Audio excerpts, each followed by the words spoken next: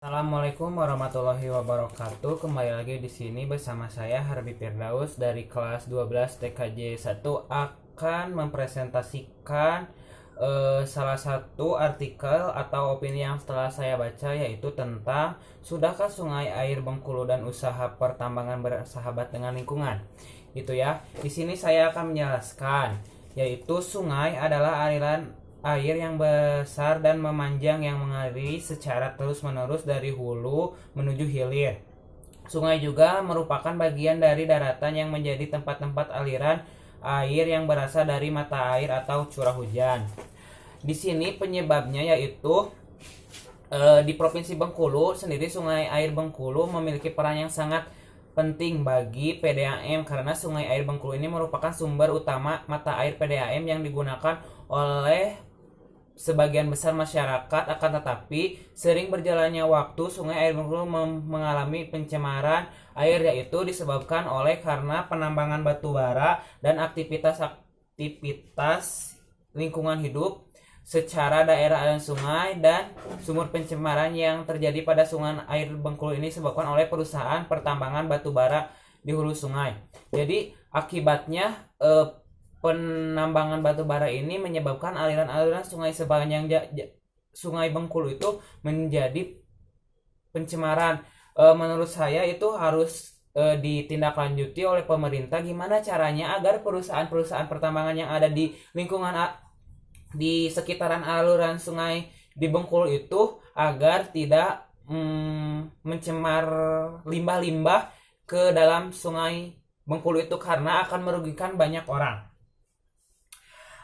Di sini juga ya disebut bahwa tingkat kekeruhan sungai air Bengkulu sudah berada di ambang batas, yaitu sebesar 421 NTU dari kadar maksimum. Sedangkan dalam parameter kimia, kandungan besi berada pada angka 0,7 mg atau liter dari kadar yang diperbolehkan sebesar 0,30 liter. Jadi ini sangat merugikan, sangat tidak baik untuk masyarakat, karena kan sebagian besar masyarakat juga menggantungkan kehidupannya mencari air itu di sungai. Tidak di Bengkulu saja ya, itu ya artikel yang saya sudah baca, pencemaran yang ada di Bengkulu. Di lingkungan saya juga di sini banyak pertambangan atau perusahaan-perusahaan yang mencemari aliran sungai. Seperti di sini kan saya rumah dekat ke aliran sungai Citarum. Di sini juga program pemerintah yang sangat gesit dari tahun 2018 udah menyalurkan kepada perusahaan-perusahaan yang menyalur atau membuang limbah-limbah itu ke dalam sungai Citarum dengan menggunakan TNI. Dalam tugas TNI juga, dalam perundang-undangan 2018 juga, TNI juga bukan untuk tentang militer, tetapi juga harus membantu gimana cara agar pengaliran sungai di sekitar sungai Citarum itu baik, bersih, dan dapat digunakan dengan sebaik-baiknya. Itu program pemerintah yang sangat bagus, karena di sana juga ya bisa membantu warga-warga sekitar aliran sungai itu menjadi lebih baik, menggunakan aliran sungainya bisa digunakan sebaik mungkin, karena itu juga untuk kehidupan kita juga sebagai manusia. Dan juga kepada pemerintah, apabila permasalahan dengan lingkungan hidup itu harus segera diperbaiki, ditanggapi pendapat-pendapat masyarakat atau pengeluhan masyarakat tentang aliran sungai, karena sungai itu sangat berperan penting bagi kehidupan. Meskipun sungai juga bisa mengakibatkan banjir, tapi itu kepada diri kita masing-masing agar bisa menggunakan atau bersosialisasi kepada masyarakat menggunakan sungai itu, atau menjaga kelestarian sungai itu menjadi lebih baik, menjadi bisa bermanfaat, dan juga bisa menjadi menghasilkan uang. Seperti gini ya, kalau di aliran sungai gitu kan, kalau airnya bersih bisa disikat, sekat gitu kan, kita bisa ternak ikan-ikan. Jadi misalnya kita ternak ikan ukuran kecil, tapi kita sering kalau kita banyak misalkan memanfaatkan sungai, aliran sungai mengalir gitu kan, kita bisa menghasilkan uang juga, bisa menghasilkan pendapat, perekonomian bisa meningkat ya. Apalagi sekarang dalam keadaan pandemi gini, ekonomi di Indonesia itu sangat menurun ya. Pemerintah juga sih harus gimana sih caranya memanfaatkan sungai secara baik gitu, sosialisasi kepada masyarakat eh,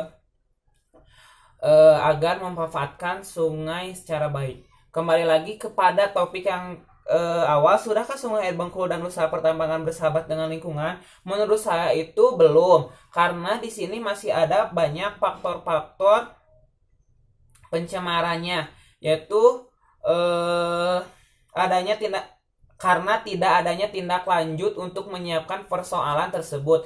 Tim KPBB, Komisi Penanggulangan Bensin Pertimba, bekerjasama dengan Black Institute Indonesia dan Kementerian Lingkungan Hidup melakukan uji sampel air. Hasilnya bahkan lebih memprihatinkan. Sungai Air Bengkulu dinyatakan sudah tercemar logam membahayakan, yaitu merkuri dan arsenik ya. Jadi sangat membahayakan, tidak baik untuk digunakan, apalagi untuk kesehatan. Apabila kita masuk ke dalam air sungai itu berakibat fatal kepada badan kita juga ya. Parahnya lagi, kandungan merkuri dan arsenik tersebut akadanya berada pada level mengkhawatirkan tuh, yaitu pencapaiannya 15 part meter million dan 15 ppm di dua lokasi yang dijadikan, yaitu Desa Penandingan dan Desa Surau. Nah, di dua desa itu menurut saya itu warganya itu harus hati-hati ya kepada menggunakan aliran sungai, karena bisa merugikan juga oleh keadaan-keadaan yang sekitarnya gitu.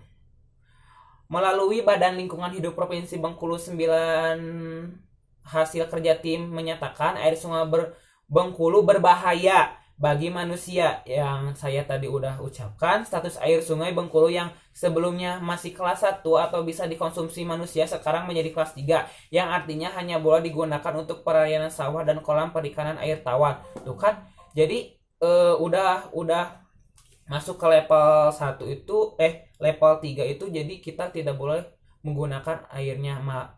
Maka kalau lebih baik kita harus mengalirnya ke sawah aja. Itu juga harus ada saringan-saringan yang agar bisa lebih bersih gitu. Dampak lainnya yang terjadi pada para nelayan juga mencari ikan dengan cara menyebar jala, tidak mendapatkan ikan lagi. Bahkan seringkali jala mereka mengakibatkan kerusakan, pencemaran pesisir dan lautan perairan Bengkulu yang berasal dari limbah batu bara yang terbawa lewat sungai. Jadi ya ini mah kembali lagi kepada pemerintah, gimana caranya pemerintah untuk mensosialisasikan kepada perusahaan pertambangan batu bara yang ada di Bengkulu itu gimana cara membuang limbah secara baik agar kita tidak kerugian gitu. Jadi kita juga bisa memanfaatkan kalau tidak ada limbah itu dengan cara baik ya. Jadi kembali lagi kepada pemerintah lagi, gimana caranya agar perusahaan batu bara yang ada di Bengkulu itu memanfaatkan limbahnya itu secara baik-baik agar tidak merugikan orang lain gitu ya, pendapat saya. Jadi pendapat saya intinya itu harus menjaga lingkungan sekitar saja, seperti bukan aja di sungai, seperti di gunung, di sekitar rumah juga kita harus menjaga, seperti di tanaman kayak gitu ya. Cukup sekian presentasi dan pendapat saya dari artikel yang sudah saya baca, dan ada tambahan sedikit dari tentang masalah lingkungan yang ada di sekitar rumah saya. Wabillahi taufiq wal hidayah. Wassalamualaikum warahmatullahi wabarakatuh.